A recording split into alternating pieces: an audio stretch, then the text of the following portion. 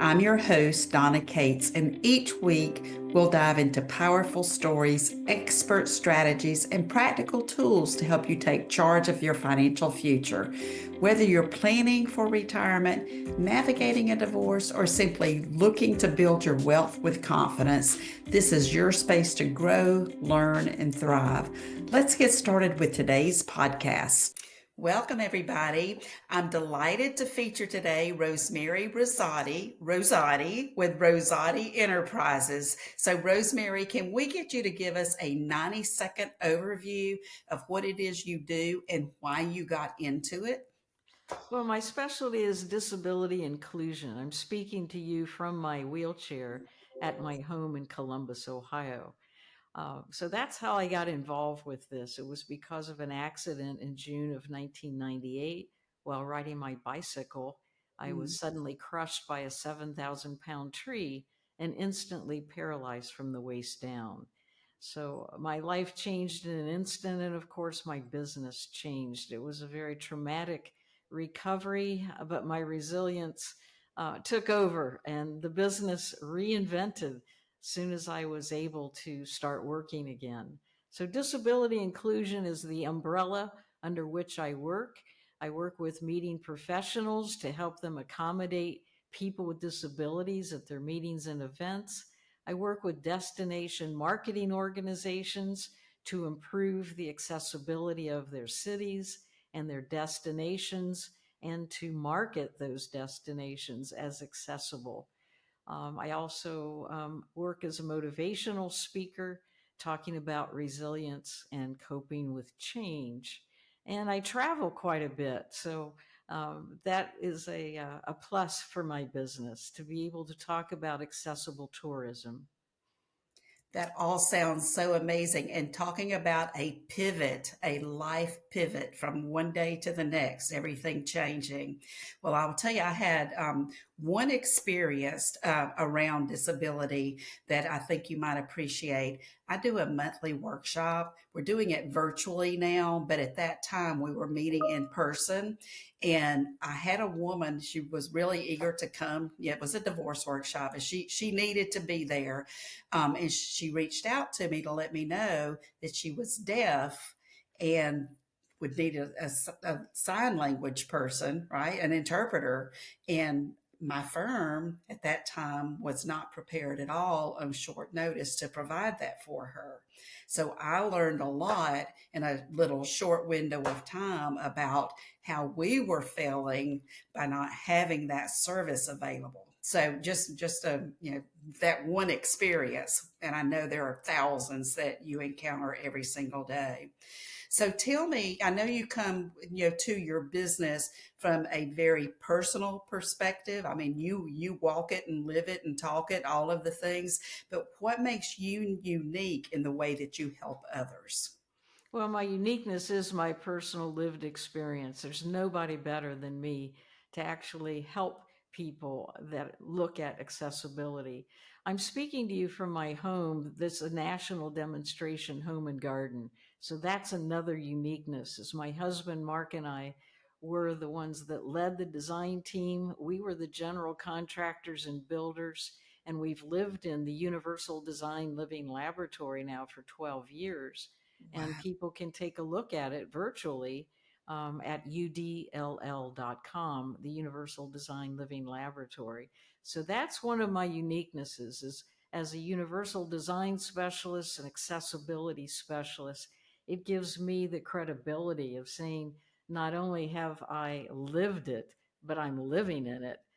So that's another component is I work with the built environment, not only the homes and apartments, vacation rentals, hotels, but also any workplaces. I work with a lot of corporations that are designing or remodeling to make sure the universal design features are there. And those are features that go beyond the Americans with Disabilities Act, looking at a framework for designing for the majority of the population without any specialized design. That is so impactful. And I didn't even know there was such a thing. So thank you for sharing that and the website so everybody can check that out as well.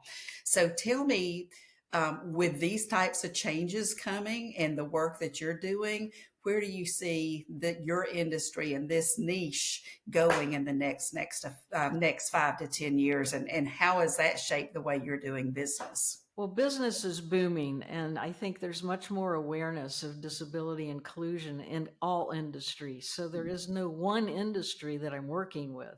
It's the meetings industry, it's the tourism industry, it's the home building industry, it's any industry that is dealing with making sure that people with disabilities are accommodated in the environment as well as the services. So as people are aging, of course, the aging population likely will acquire disabilities, and they want to be able to live at home and have caregivers at home and the environment to keep them safe and free from falls. So there's a lot of interest in accessibility, for the personal gain for the homeowner, as well as now the corporation who wants to attract more people to work for them. And people with disabilities are great candidates for working in the corporate office or working out of their homes, which makes it a lot easier for them. Well, and it sounds like, there's a shift from the corporate environment of a what do we have to do versus what do we need to be doing for everybody because it's the right thing. Would you agree with that? Yeah, it's a business decision too. When you look at a retail establishment, one of my clients is Starbucks, and we rearranged the entire design of their new location that was built in Washington, D.C., to have more universal design features to accommodate people that work there as well as people who frequented the Starbucks location there. And so we're looking at it's a business imperative. And companies like Walmart, they've adapted it also to say, what can we do to have quiet hours in the morning for those who are sensitive to noise and lights? So they have even extended those quiet hours. So they turn off the music, they turn off the television monitors, and some of the bright lights to make it a little more relaxing and less invasion of the senses for those who are just overwhelmed with it. A better shopping experience, and the profits are showing up as you're looking at it's a business imperative. And also, they don't want to be sued. They don't want a judgment against them and a big fine, like many of the big hotel chains, many of the big airlines. They've just announced some major financial stress because they haven't been doing what's Mm. necessary from the law, from the compliance standpoint. Wow, that's amazing. And I will tell you that, it's I think the interesting thing is about what you're doing is helping to expand people's minds for those that like me that don't have a disability to help us understand all the different nuances. I actually attended a bat mitzvah this year, and it's the first time I knew of a quiet room, and but that never would have occurred to me, but that there might be somebody attending that event that needed that situation. So you're just making everybody more aware, so thank you for that. So let me shift gears a little bit and ask you to share with me, whether it's personal experience or through your business experience, what's the biggest failure or challenge that you faced this thus far in your life, and how has it shaped the way you're working your business? Well, we have to say the physical environment. It's always a problem for me as I travel. To do I have the ability to get around at the airports? Do I have the ability to be transferred onto the airplane? Will my wheelchair show up when I get to the destination? And in what condition will it be in? So, all along the way as I travel, I'm always aware of, will the hotel really have the accessible room that I needed with the roll in shower? Will the bed be low enough for me to transfer into? Because hotels are not required by the ADA to have a special height of bed. We need to correct that. So hotels have the knowledge of switching out beds in the accessible rooms, because so many of us have difficulty if the bed is too high, as well as people who are short statured. It's very difficult getting in and getting out.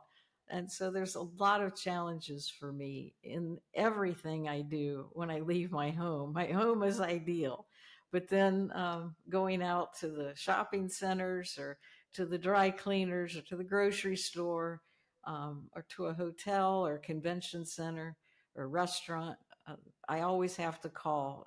Is there accessible parking for a van? Is there an accessible entrance? Is there an elevator? All those things have to be worked out before I leave home. Wow, and that's it. It just brings to my mind, how much we take for granted sometimes. So I'm very appreciative of the fact that you're out telling people this to make us more aware of that. Well, I'm going to ask you another question. If you could have lunch with one person, whether they're living or deceased, who would it be and why? Wow, it'd be nice to find some of the leaders in our country that are taking over positions that will impact accessibility. And I know the cabinet is now being arranged, but who is going to be in charge of the Veterans Administration? Who's going to oversee the U.S. Department of Justice? I'd like to make sure that they are aware that our country is in dire need of supporting veterans with disabilities, and they are underfunded with their hospitals and reimbursements, and also the idea of caregiving. So many family members are caregivers and they're not paid, they're not supported, not only with veterans, but as the aging population. Who's taking care of them? And who's going to train the professional caregivers, the home caregivers that are not being paid well, not being trained well, but they're in dire need right now? And it's hard to keep people in that industry if they're not being paid a fair wage. Right. Wow. Okay. Well, I would love for you to share with us. I know you shared earlier how to find information about your unique living situation, but share with us how someone would contact you if they want to work with you, support you in your efforts. Well, sure. My main website is easy. It's my name, rosemariespeaks.com. ROSEMARIESPEAKS.com. So you can reach me there. Email is probably the best, just Rosemarie at rosemariespeaks.com. Please link with me on LinkedIn. That's easy to find. Just look at Rosemarie Rossetti. I'm the only one. And so you'll be able to ask to be connected with me and read some of the posts that I put out regularly. That's awesome. And I know our listeners will be so appreciative of that. So I thank you so much for being here with me today. And I look forward to us continuing this conversation. Well, Thank you. thank you, Donna. It's been a pleasure. I hope today's conversation left you feeling inspired, informed, and ready to take the next step in your financial journey. Remember, building wealth isn't just about money, it's also about creating a life that aligns with your goals and values. If you found this episode valuable, please subscribe, leave a review, and share it with the women in your life who deserve financial empowerment too. Until next time, stay confident, stay empowered, and keep building the life you desire.